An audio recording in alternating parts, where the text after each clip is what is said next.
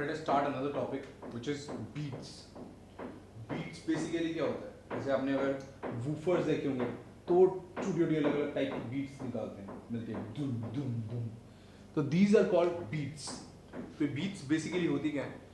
ये basically क्या होता है जब दो waves, let us suppose y1 जिसकी इक्वेशन है y1 equal to एम्पलीट्यूड जिनका सेम है और फ्रीक्वेंसी अलग अलग है, y1 equal to a sine 2 pi f1 into T and y2 equal to a sine 2 pi f2 into T. जब ये दोनों वेव्स मिलती हैं दे क्रिएट बीट्स. एक टाइम पे क्या होगा, कंस्ट्रक्टिव इंटरफेरेंस होगी, एक टाइम पे डिस्ट्रक्टिव इंटरफेरेंस होगी. ठीक है, ये बेसिकली आपने वेव्स में पढ़ा होगा, कंस्ट्रक्टिव इंटरफेरेंस डिस्ट्रक्टिव. अगर नहीं पढ़ा चलो ठीक है, मैं यहाँ पर बताता हूँ. सो अगर मैं इनकी इंटरफेरेंस बताऊँ यानी y1 प्लस y2, इनका कुछ रिजल्टेंट एम्पलीट्यूड आएगा. ठीक है, it will be given by y1 plus y2, this will be equal to a sine of 2 pi f1 t plus sine of 2 pi f2 into T.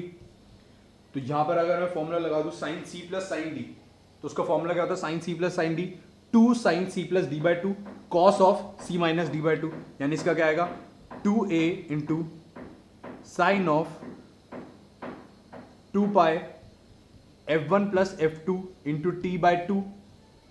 ठीक है, cos of 2 pi f1 minus f2 into T by two. ठीक है, so this will be equal to what 2a cos of, cos को मैं पहले लिख लेता हूँ, 2 pi f1 minus f2 into T by two sine of 2 pi f average into T. ये f average हो गई, एवरेज फ्रीक्वेंसी. तो ये हो गया y रिजल्टेंट. रिजल्टेंट डिस्प्लेसमेंट कैसी होगी, इस तरीके की होगी. अब जो रिजल्टेंट आएगा ये भी एक वेव बनेगी.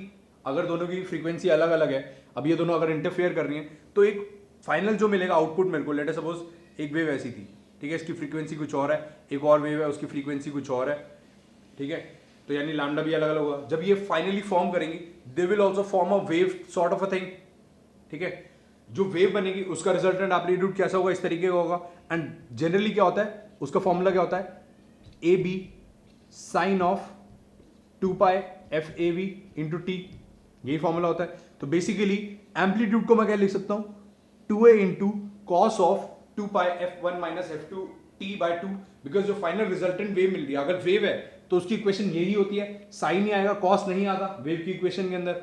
ठीक है, तो ए बी की मेरी जो एम्पलीट्यूड की वैल्यू है, जो फाइनल रिजल्टेंट वेव मिली उसके एम्पलीट्यूड की वैल्यू क्या होगी, 2a cos of 2 pi f1 minus f2 into T by to.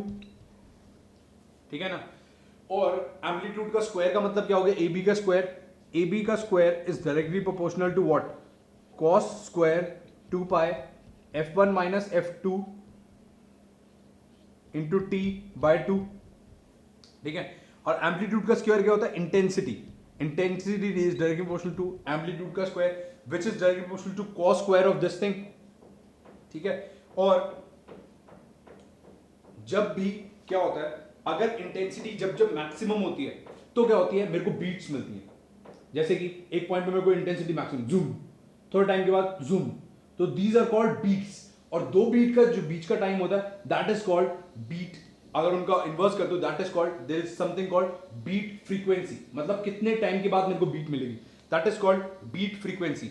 तो जब इंटेंसिटी मैक्सिमम होगी या मिनिमम होगी that will be termed as beat frequency.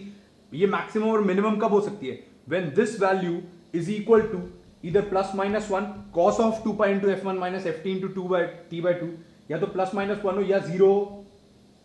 ये बात समझ में आ गई ना. अब अगर ये 0 है या प्लस माइनस 1 है, इसका मतलब 2 pi into f1 minus f2 into t by 2 will be equal to what, या तो 0 होगा तो क्या होगा, this will be equal to 1, या पाई होगा तो क्या होगा, -1. ठीक है, 0 पाई फिर 2 पाई फिर 3 पाई. इन पॉइंट्स पर क्या होगा, इंटेंसिटी विल बी मैक्सिमम. ये बात समझ में आ गई. ठीक है, इंटेंसिटी विल बी मैक्सिमम. तो इसका मतलब क्या हुआ, टी की वैल्यू क्या आई, t will be equal to इधर 0 कॉमा या क्या आएगा 1 अपॉन f1 माइनस f2 या फिर 2 अपॉन F1 माइनस F2 या फिर 3 अपॉन F1 माइनस F2, यानी दो बीट्स के बीच में दो हाई इंटेंसिटी वाली जिनकी इंटेंसिटी ज्यादा होगी उन बीट्स के बीच में टाइम डिफरेंस कितना है, delta T equal to 1 upon F1 minus F2. This is known as beat frequency. ठीक है, बीट फ्रीक्वेंसी मतलब बेसिकली डेल्टा एफ जो होगा that will be 1 upon delta T. So this will be F1 negation of F2. Negation का मतलब जो भी इन दोनों में से बड़ा होगा वो इधर आ जाएगा, छोटा वाला इधर आ जाएगा. ठीक है, नेगेशन लिख लो या मॉड लिख लो, एक ही बात. तो basically this is known as beat frequency. ठीक है, बस ये फॉर्मूला आपको याद करना है. Now let us do some questions over this.